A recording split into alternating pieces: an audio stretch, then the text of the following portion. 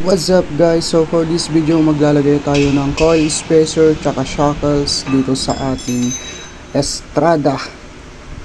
Yon, Mitsubishi Estrada to. Tinatanggal na ni paring Jomar ang kanyang stock na shocks. Yan. Yan po. Para malagay na natin yung coil spacer.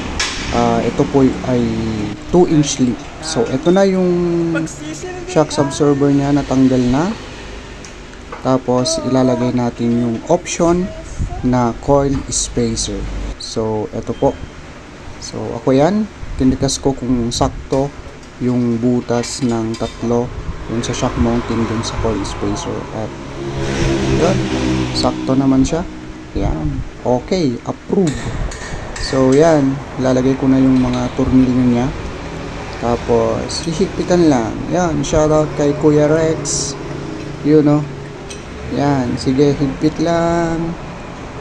Wala ata si paring Kenneth dito eh. Kaya kami lang yung gumawa. So, eto. Pinabalik na namin yung shock absorber na may coil spacer sa kanyang lagayan. So, medyo struggle to. Pero, nakaya naman. Kailangan lang itulak pababa yung lower suspension arm. Tapos, ilalagay yung bolt sa baba ng shock absorber. So, yan. Ganyan po yung ginawa namin para dito sa Mitsubishi Estrada.